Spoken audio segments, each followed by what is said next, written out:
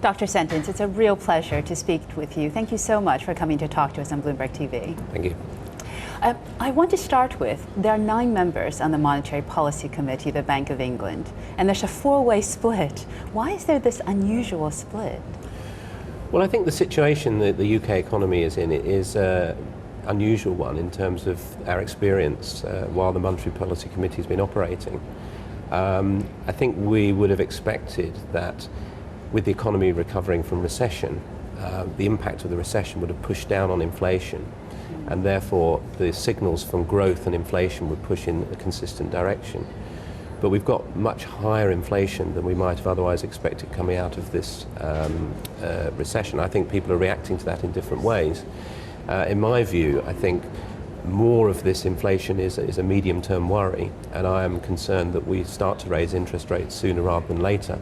And I've been making that case for some time.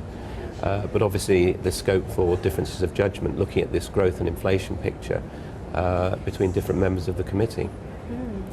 Why do you think you haven't managed to persuade them that a rate rise is indeed necessary? Well, I think that if you look back at the minutes that have been published so far, the support has been building in the sense that at the March meeting there were 3 members supporting the case for higher interest rates.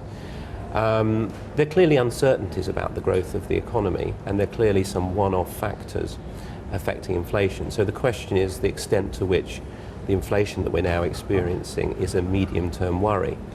And I think my position would be that some of the international pressures on inflation and the impact of the pound, which is relatively weak compared with its position before the recession, are likely to lead to more stronger medium-term inflation, which could become embedded in inflation expectations.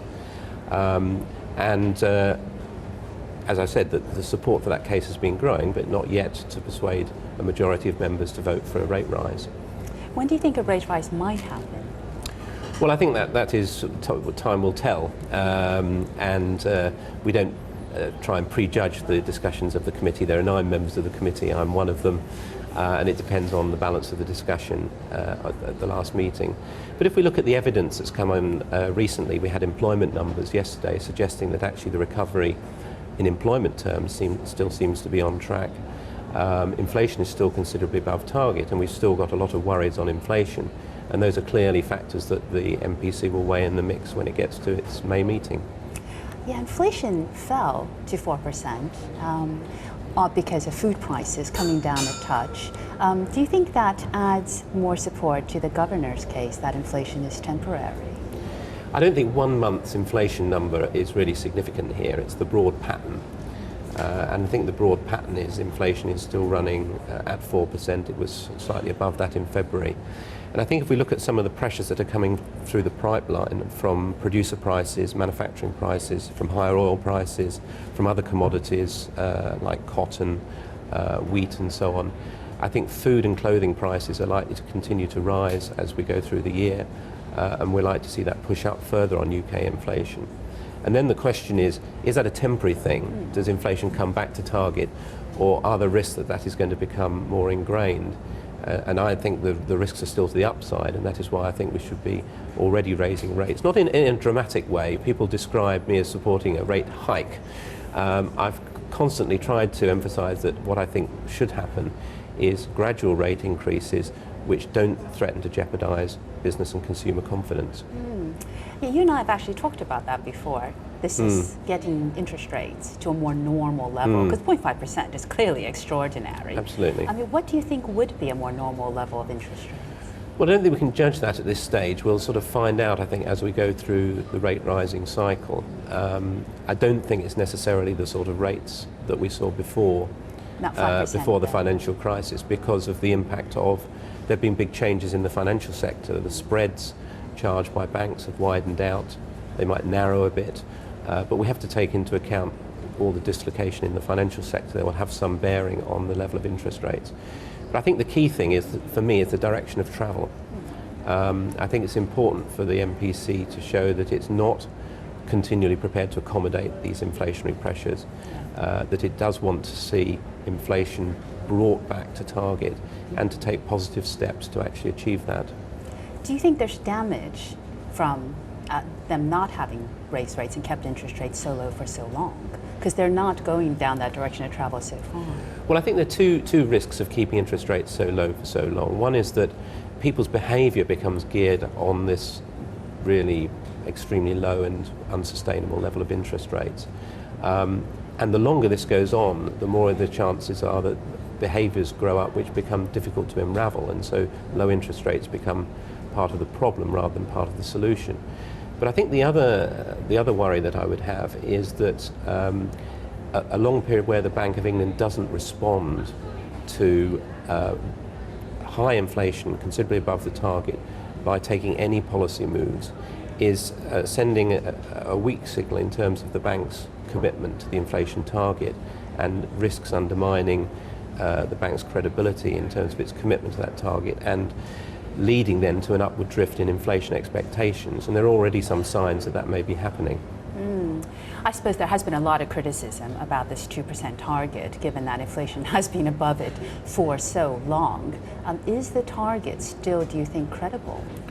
I think the target is valid because the overall principle behind the target is price stability.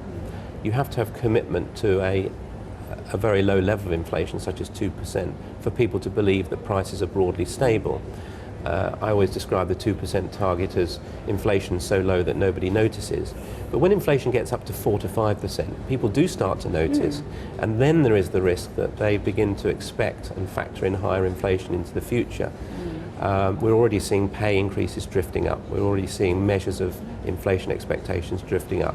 We're already seeing people in financial markets becoming more uncertain about the medium-term outlook for UK inflation. I think those are all worrying indicators for the future. I mean, the governor has said that inflation may well hit 5% this year. Do you think he's being conservative? Well, I think there is a very significant risk of that. Obviously, a lot depends on what happens in terms of the international economy, but we can already see some of the pressures pointing in that direction coming through the pipeline in terms of energy prices, food prices and clothing prices. And the UK, contrary to other economies which have seen perhaps their exchange rates appreciate against the dollar, we haven't seen that sort of significant appreciation to take away some of those pressures. So I think there is a significant risk of inflation going above 5%. But the key thing is not that in itself, but really what happens after that, and whether this is a signal of a more deeply embedded inflation problem. You mean being permanently at that level? Or? Well, I think there are some worrying indicators on that score. For example, the high rate of inflation in the services sector. After all, some of these temporary influences shouldn't be so significant in the services sector, yet throughout all the time the MPC has been in existence, the service sector inflation has run at 3 to 4%. And that's okay when goods prices are very low and falling, but in the sort of current environment, that's not really sustainable. And other indicators suggest that expectations of inflation may be affected by this period of high inflation. Say it does exceed 5% this year. When do you think inflation will come back down to the 2% target? Well, some of the temporary influences will be less significant next year. So we know that the VAT rise is pushing up on inflation, and that has an effect for a year, and then it drops out of the annual calculation. But I would have two worries for the medium term. The first is that we still get more inflation from the international economy, which will, because the world economy is continuing to grow strongly, with the upward pressure from Asia and emerging markets growth. And secondly, that in the domestic economy, the spare capacity that's created by the recession is not pushing down on other elements of inflation, so we don't get an offset from that in the domestic economy. I think that's a situation that could still leave us with inflation significantly above the target, even when some of the short-term effects like VAT have dropped away. So you mean next year indeed, because VAT will drop out by the end of this year, I would suppose. That's right, yes, in next 2012 and 2013. And so inflation could stay. The MPC has always tried to take a medium-term view, and I think that's absolutely correct. But the medium term is a series of short terms. And I think one of the worrying things is that all the time I've been on the committee, actually, inflation has been above the target, apart from a couple of short episodes. And so there may be more going on here than just short-term influences. The short-term influences may be making a high inflation even higher, but I think we need to look at some of the medium-term effects as well. So you think it's a real mistake? They really haven't tightened as of yet? I would have tightened starting last summer, and I was in a minority of one arguing for that in the second half of last year, but now the support is growing. I still think it would be desirable and possible to have a gradual rise in interest rates, but I think the longer it's left, I think the greater is the risk that we end up with sharp rises as the MPC discover that medium-term inflation is higher than they thought, and that itself is not good for the recovery. No, so you're talking 50 basis points or even 75 basis point rises? Well, I've already argued for a 50 basis point rise, but I think the key thing is more, it's not one individual rise in interest rates, but when I talk about a gradual rise, I'm talking about moving back upwards in gradual steps, but the more, the shorter the period of time in which the MPC has to move interest rates back upwards, then the more difficult it becomes for people to maintain confidence and for the recovery to continue.